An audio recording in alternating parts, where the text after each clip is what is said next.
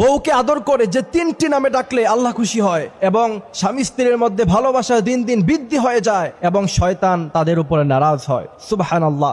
বউকে আদর করে এই তিনটি নামে সবসময় ডাকবেন। আল্লাহ রাসূল সাল্লাল্লাহু আলাইহি ওয়াসাল্লাম আম্মা জানা আয়েশা রাদিয়াল্লাহু তাআলা আনহাকে এই তিনটি নামে তিনি কিন্তু ডাকতেন। আমার ভাইয়েরা, আজকে বিয়ে হওয়ার পরে মডার্ন যুগ, স্ত্রীকে জান বলে ডাকে, তারপর আর কি যেন বেবি বলে ডাকে, অথচ আল্লাহ রাসূল সাল্লাল্লাহু আলাইহি ওয়াসাল্লাম একজন স্বামী হিসাবে ছিলেন সবচাইতে ভালো স্বামী। আম্মা জান আয়েশা রাদিয়াল্লাহু তাআলা আনহা বলতেন, আল্লাহ রাসূল সাল্লাল্লাহু আলাইহি ওয়াসাল্লাম আমাদেরকে যে ভালোবাসা, যে মহব্বত দিয়েছেন, পৃথিবীর কোন স্বামী তার স্ত্রীকে এত বেশি ভালোবাসতে পারে বলে আমার কাছে মনে হয় না। আম্মা জান আয়েশা রাদিয়াল্লাহু তাআলা আনহা বলছেন, আল্লাহ রাসূল সাল্লাল্লাহু আলাইহি ওয়াসাল্লাম আমাকে প্রথমে ডাকতেন হুমাইরা বলে। হুমাইরা শব্দের অর্থ হচ্ছে লাল ধরনের একটা দামি পাখি। দ্বিতীয় নম্বরে আপনি চাইলে আপনার স্ত্রীকে তার বাবার নাম ধরে ইবনাতুন শব্দ লাগিয়ে আপনি আপনার স্ত্রীকে ডাকতে পারেন। তৃতীয় নম্বরে আল্লাহ